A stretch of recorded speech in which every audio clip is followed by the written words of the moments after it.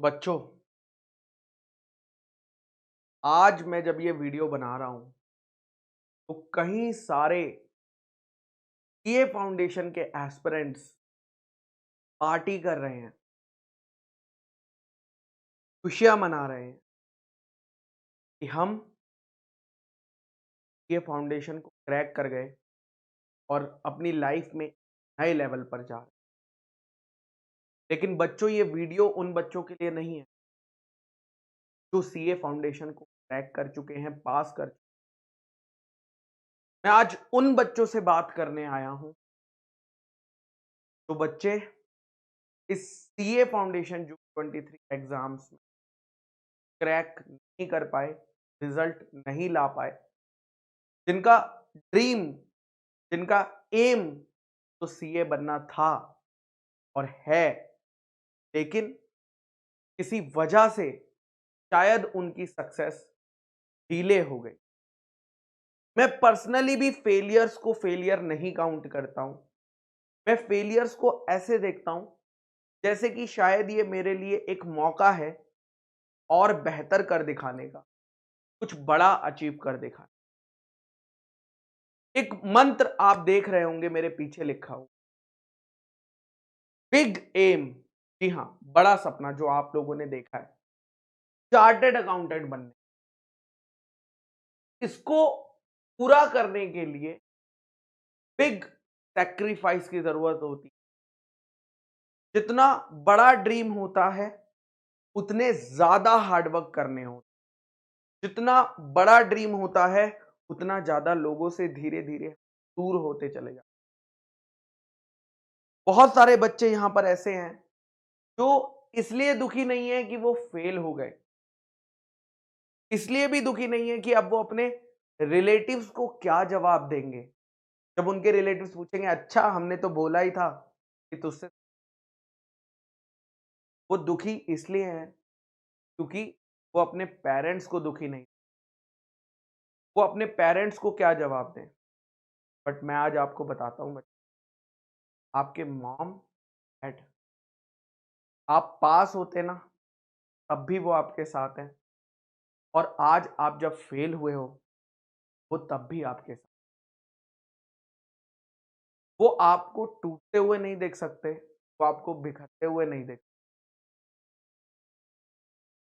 वो बस ये चाहते हैं कि मेरा बच्चा सक्सेसफुल बन जाए, मेरे बच्चा जल्द से जल्द कैसे हो सके, चाहे वो फिर सीए कोर्स करके कर रहा है, बट मेहनत करे, अपना बेस्ट दे, वो ये चाहते हैं।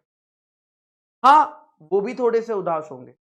वो इसलिए उदास नहीं है कि उनका बच्चा फेल हो गया, वो इसलिए उदास है क्योंकि उनका बच्चा उदास। बट इन सब बातों का कोई फायदा नहीं है जब तक आप अपनी गलतियों को सुधारने के लिए रेडी नहीं। पहले तो ये एक्सेप्ट करो कि शायद आपसे कोई गलती हुई है, कहीं ना कहीं कोई गलती हुई है जिसकी वजह से आप उस लेवल तक नहीं पहुंच पाए जिस लेवल की रिक्वायरमेंट थी के फाउंडेशन को क्रैक करने। उसके बड़े सारे अलग अलग कारण हो सकते हैं और उन्हीं कारणों के बारे में मैं आज बात करने आया हूं। उन्हीं कारणों का आज मैं सॉल्यूशन लेकर आया हूं। शायद ये आपके अकेले का फेलियर नहीं, कहीं ना कहीं मेरा भी फेलियर है कि मैं आपको वहां तक नहीं पहुंचा पाया जहां हम आपको देखना चाहते थे। बट कोई बात नहीं, हम लड़ेंगे, हम दोबारा लड़ेंगे, हम कमबैक करेंगे। सीए फाउंडेशन हमें पहले से ही पता था एक प्रोफेशनल कोर्स का पार्ट है और इतना आसान तो नहीं होने वाला है कि ऐसे किया और पास हो गए। बट कोई बात नहीं, मेहनत करनी पड़ेगी ना। अब हम तैयार हैं, अब हम ऐसा बाउंस बैक करेंगे और सबको दिखा देंगे कि हम भी कैपेबल हैं, हम भी कैपेबल हैं जीवन में कुछ कर दिखाने की। तो एक एक चीज, एक एक पॉइंट पे मैं बात करूंगा, सब लोग ध्यान से सुन। ये वीडियो एंटरटेनमेंट के लिए नहीं बनाया है, ये वीडियो सिर्फ उनके लिए बनाया है जो जेन्युइनली अपने रिजल्ट को दिसंबर एग्जाम्स में चेंज करना चाहते हैं, क्योंकि ये लास्ट अपॉर्चुनिटी है हमारे लिए ओल्ड सिलेबस में बाहर निकलने की, क्योंकि उसके बाद सिलेबस और चेंज हो, मेहनत और बढ़ जाएगी। क्योंकि यहां पर आपको सिर्फ वो पढ़ना है जो आपने पहले देखा हुआ है, लेकिन उसके बाद there is no looking back, आपको सिलेबस बढ़ने वाला है। तो स्टार्ट करते हैं एक एक पॉइंट को धीरे धीरे। आप देखिएगा कि आपसे कहां गलती हुई है। सबसे पहली गलती बच्चे से यह हो सकती है कि उसकी कॉन्सेप्ट क्लैरिटी ही मिसिंग थी। जी हां, उसकी कॉन्सेप्ट क्लैरिटी मिसिंग थी और उसका रीजन था क्लासेस बाय करी बट देख नहीं पाया। क्लासेस बहुत लेट बाय करी थी, मन ही नहीं करता था क्लासेस देखने का। इसीलिए जब कॉन्सेप्ट ही क्लियर नहीं है तो एग्जाम में क्या लिखेगा, एग्जाम में तो फिर नहीं हो पाएगा ना। तो ये प्रॉब्लम, जी हां, कॉन्सेप्ट क्लैरिटी वाली प्रॉब्लम, इस प्रॉब्लम को सॉल्व करने के लिए अगेन आपको कहीं ना कहीं या तो खुद से पूरा सिलेबस दोबारा पढ़ना पड़ेगा, जो कि थोड़ा सा मुश्किल होता है, या आप किसी YouTube वीडियो से पढ़ सकते हैं या कोचिंग ले सकते हैं। ये आपका खुद का पर्सनल डिसीजन है। मैं यहां आपको कुछ सजेस्ट करने नहीं आया हूं, बट मैं बस प्रॉब्लम की बात करने आया हूं कि हो सकता है आपकी प्रॉब्लम कॉन्सेप्ट क्लैरिटी से।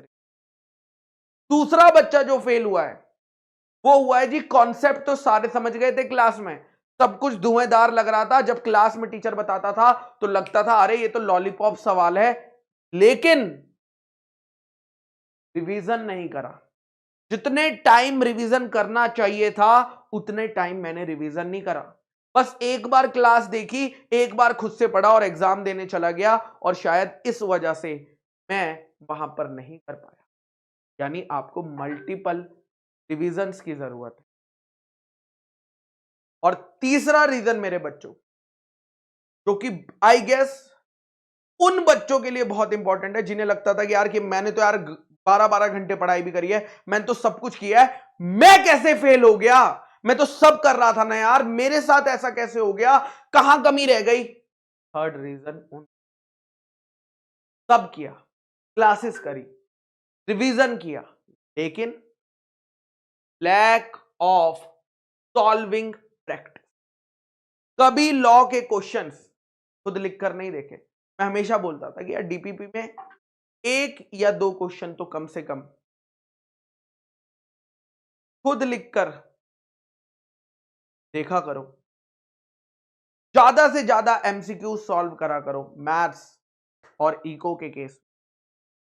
बट आपने उस पर इतना फोकस नहीं करा, जिसकी वजह से एग्जाम एनवायरनमेंट में जाकर आप टाइम मैनेज नहीं कर पाए।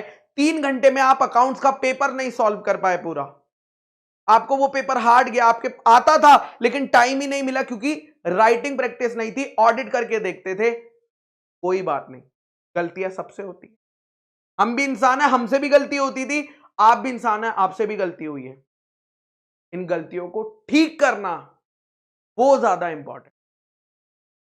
तो पहले आप ये देखिए आप कौन सी स्टेज में फॉल करते हैं, कौन सी गलती की वजह से आप इस एग्जाम को क्रैक नहीं कर पाए।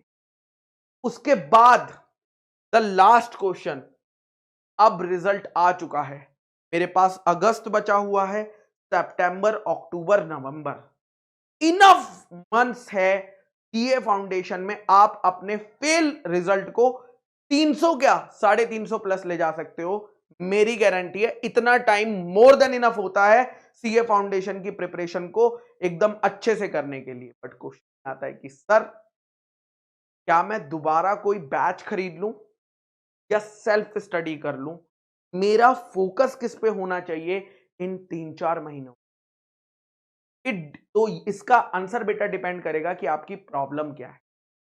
अगर आपकी प्रॉब्लम कॉन्सेप्ट क्लैरिटी से रिलेटेड है तो आई विल सजेस्ट कि आप ऑनलाइन क्लासेस लो, कोई फास्ट ट्रैक बैच ले लो। सीए वाला ने भी संपूर्ण फास्ट ट्रैक बैच लॉन्च किया है। और अगर आपको लगता है कि नहीं यार आई डोंट वांट टू इंकर मनी, तो फ्री बैचेस भी यूट्यूब पर अवेलेबल है, जैसे कि चाणक्य बैच, रामबाण बैच, उनसे आप कॉन्सेप्ट को रेफर कर सकते। ठीक है, तो वहां पर आप सेल्फ स्टडी के लिए जा सकते हो। बट जब मैं बात करता हूं प्रैक्टिस की, कि मेन फोकस, इवन सुनना मेरी बात, अगर आप ऑनलाइन क्लासेस भी खरीद रहे हो या बैच भी खरीद रहे हो, तो उस केस में भी इसकी इंपॉर्टेंस, सेल्फ स्टडी रिक्वायर्ड है, चाहे आपने क्लास परचेज करी हो या ना करी हो। ये भी एक इंपॉर्टेंट पार्ट है स्टडीज, क्योंकि क्लासेस तो हर बच्चा देख रहा है, बट घर पे बैठ के क्या आप खुद से सॉल्व करने की कोशिश कर रहे हो, क्या आप खुद से प्रैक्टिस कर रहे हो, वो बहुत जरूरी है बच्चों। तो दैट इज योर डिसीजन कि क्लासेस लेनी है या नहीं लेनी है, बट सेल्फ स्टडी तो जरूरी है ही है, इसमें कोई डाउट की बात नहीं है। अगर आप इस अटेम्प्ट को क्लियर करना चाहते हो, इस बार दिसंबर में क्लियर करना चाहते हो।